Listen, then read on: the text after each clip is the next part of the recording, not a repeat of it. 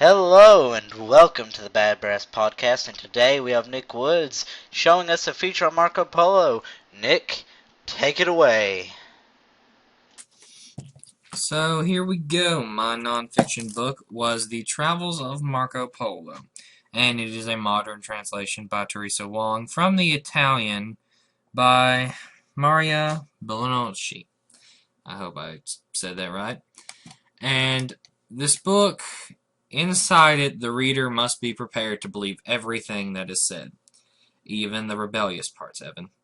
And most of Marco Polo's information and exploits are repetitive and contain horrendous amounts of information, so I only picked some of the few interesting parts to discuss over the podcast. And first off, we need to talk about Niccolo and Metella Polo, Marco Polo's father and uncle. And they leave Constantinople to travel, and they travel to Sudak and then cross a desert to reach the town of Bukhara. The two brothers are spotted by one of the Great Khan's messengers and travel to greet the Great Khan. The Great Khan, seeing to Italians that he is not very familiar with, Niccolo Polo and Matteo Polo as his ambassadors to the Pontiff of Rome. They travel to Acre because the old Pope died and all ambassadors and all citizens were supposed to return to the area that they lived in until the new pontiff was elected.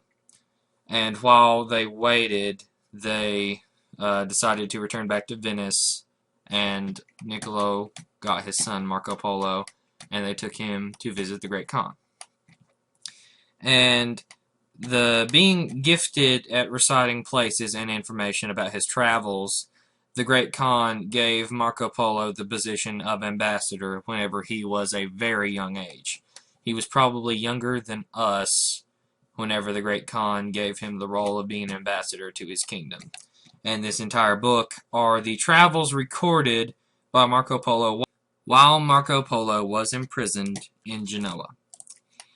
And through his travels under the Great Khan, he went to the Middle East, which there were various countries and spots that he visited. A few of these would be Lesser Armenia, which was a country under rule of the Tartars, Turkey, which the Armenians and Greeks lived together in harmony, Greater Armenia, where, surprisingly, there is a spot called the Mountain of the Ark. Now, this is believed to be the place where Noah's Ark rests. And there were a people called the Gregorians, and their king was referred to as King David. Kings were supposedly born with the mark of an eagle on their right shoulder, like a tattoo birthmark.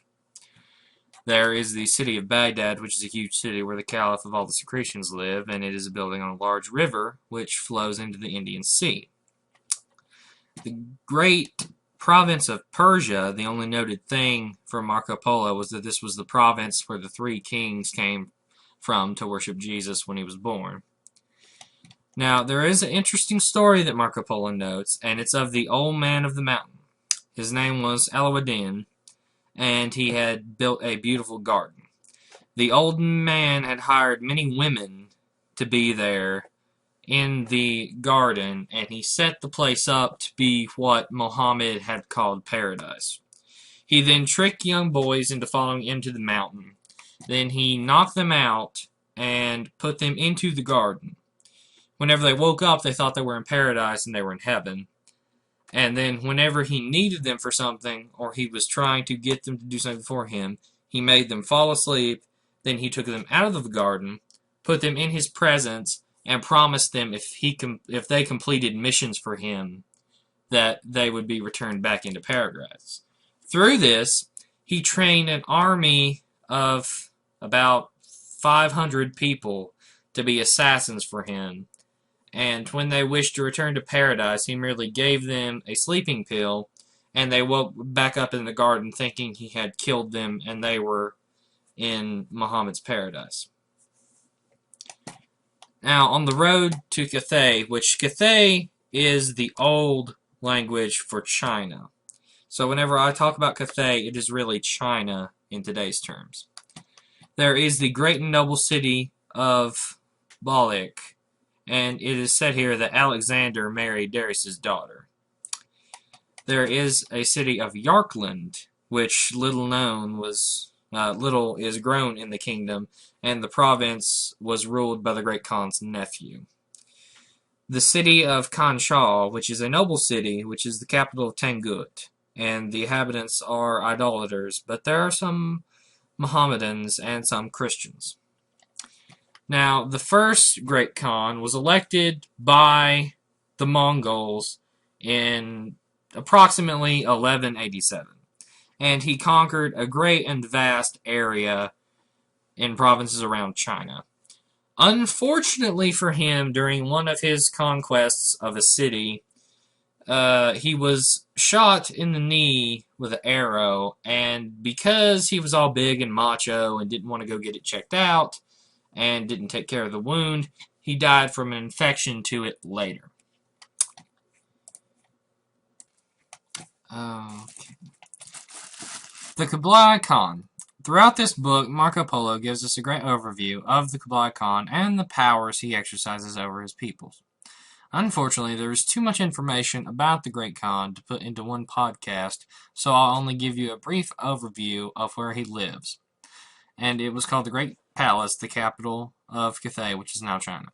It was built like a solid fortress. It had 5 gates just on the southern wall, 2 small gates on either side of the main gate on the north wall, and 2 large gates near the corner walls of the city so that the citizens and other people could get in. The rest were reserved for him, royal dignitaries, and the like. The Great Khan had a personal guard of 12,000 called the Keshikin. I hope I said that right. Marco Polo was sent by Kublai Khan on a 4-month journey to the west, and during his travels he saw numerous and wonderful things. He traveled through the provinces of Cathay, Taiyangfu, Hangchung, Akbalik Manzi, and various other provinces that are too difficult to pronounce. Afterward, we learned through Marco Polo that he traveled again to vast and beautiful cities, most of them inhabited by idolaters, and all paid tribute to the Great Khan and other kings. One interesting fact that he noted is that the province of Nanking used paper money instead of coins and other valuable objects.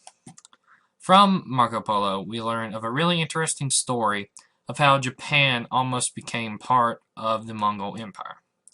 As the story goes, Kublai Khan learned of Japan's vast riches, and he wished to conquer the islands for himself.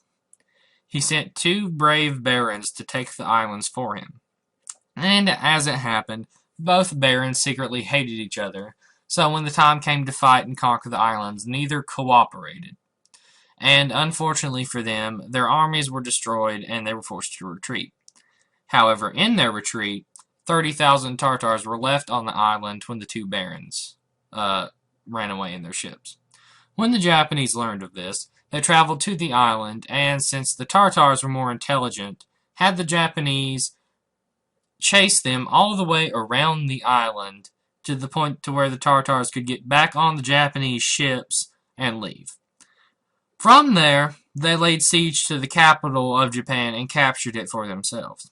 Unfortunately, they were not able to alert the Great Khan about their exploits, and eventually surrendered to live in peace with the Japanese since they had no backup. In India, according to Marco Polo, the body of St. Thomas is in the province of Malabar in a small, out-of-the-way island where no merchants go.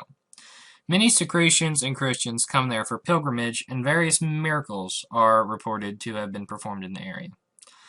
In the Arabian Sea, during Polo's adventures, his gaze fell upon the majestic Madagascar. He later reported to the Khan that there was a great griffin that was able to carry elephants in its talons living on the island. Knowing the way Madagascar is in the present day, since no griffins are present on the island, Marco Polo was most likely exaggerating for the Great Khan's imagination and his love of the odd and dangerous. And this, my friends, has been a brief overview of the travels of Marco Polo. Well, this has been a Bad Brass production, and we will see you guys next time.